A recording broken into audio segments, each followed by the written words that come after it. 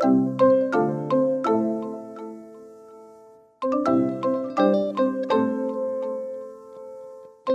learners! You are tuned in to your learning station, DepEd B 88.8 RadyoKasyon.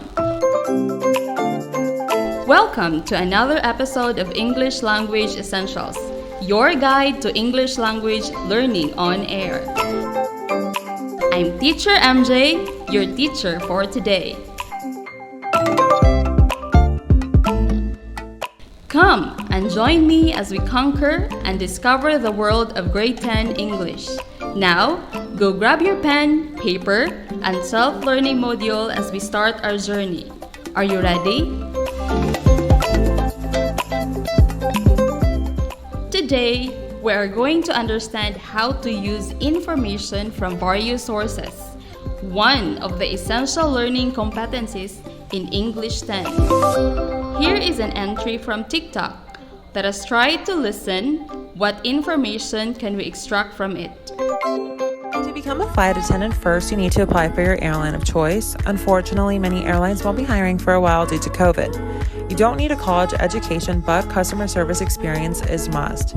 You're going to go through an intensive training program where you'll cover medical and evacuation procedures. You'll then graduate from training, bid for your base, and either move or commute.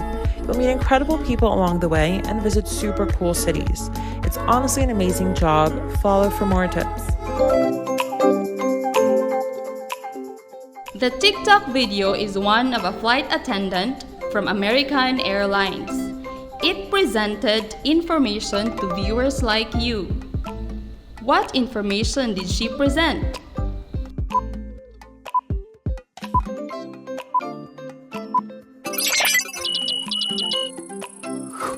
You are right. How to be a flight attendant. Sources like this provides us a lot of information.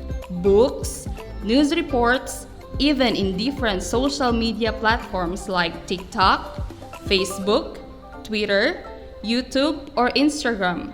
We just need to pay attention and remember to be mindful of the information we acquire. So today, we are going to learn about the use of information from various sources. Use of information is concerned with understanding what information sources people choose and the ways in which people apply information to make sense of their lives and situations. Its uses are financial, communication, livelihood, education, researches, and many more. People use information to seek meaning in a variety of situations. Some researchers believe that people use information to reduce uncertainty.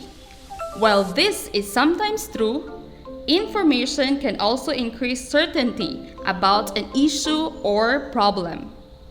People also use information to confirm or verify something that they know, to predict what may happen, and to develop or maintain personal relationships. Now, we will be listening to an audio clip of a sample speech. You may read along using the manuscript provided on the module on pages 10 to 11. Be sure to listen and read carefully as I will be asking you some questions after this.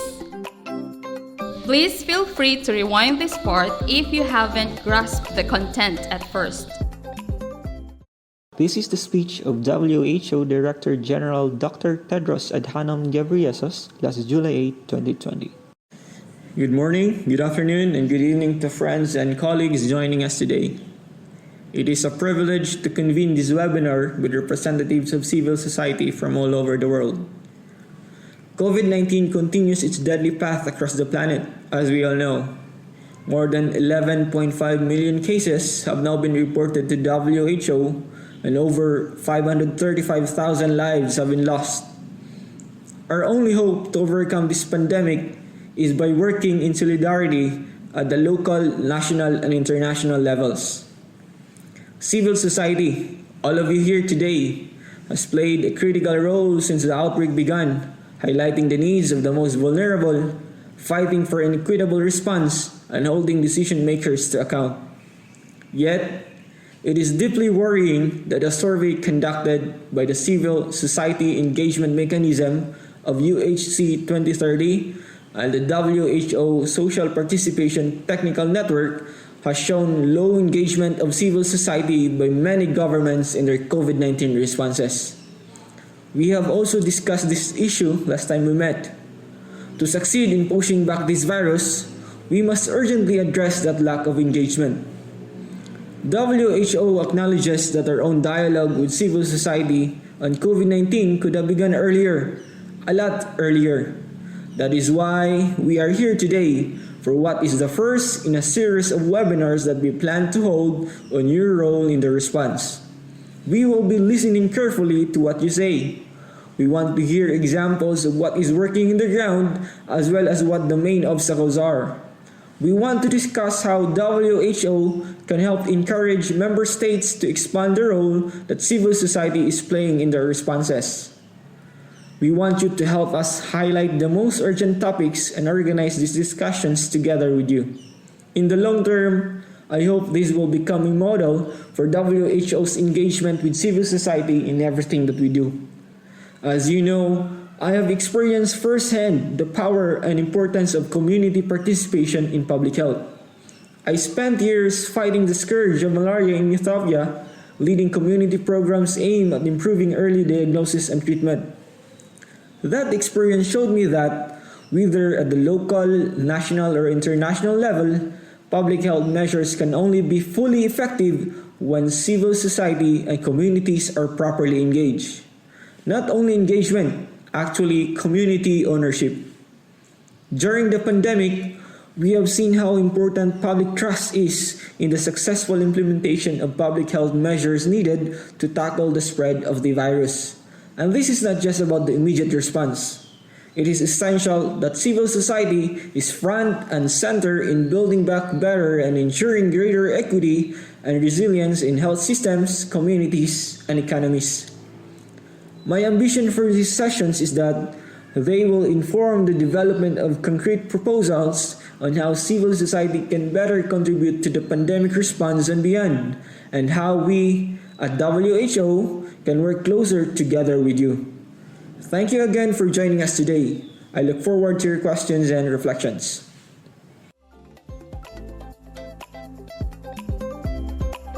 Who is the source of the information here?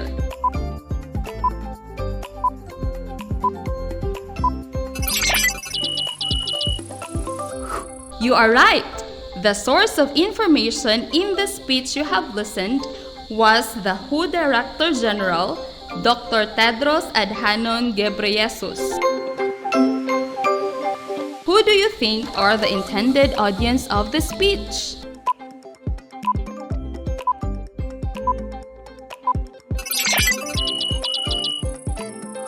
Good job!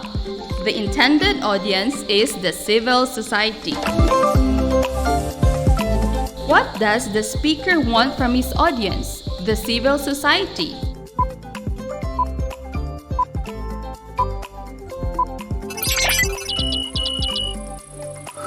You are correct.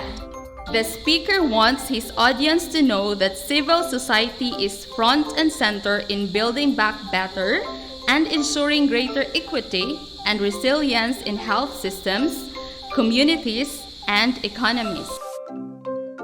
If you get 3 correct answers, you are fantastic. If 2, you are almost there. If you get only 1 correct answer, keep on going. Great job! So these are the things that we have learned. There are different sources available that serve as a vital tool to help people get information. It is important to be resourceful in gathering information that will help you grow holistically in life. See you on our next episode, only here on English Language Essentials on Air. So make sure to always stay tuned in to our episodes to help you in English language learning. only here on DepEd B 88.8 RadyoKasyon, where we deliver excellent learning quality right at the comfort of your homes. This is again Teacher MJ, your teacher for today. Have a great day ahead. See you next time. Goodbye and happy learning.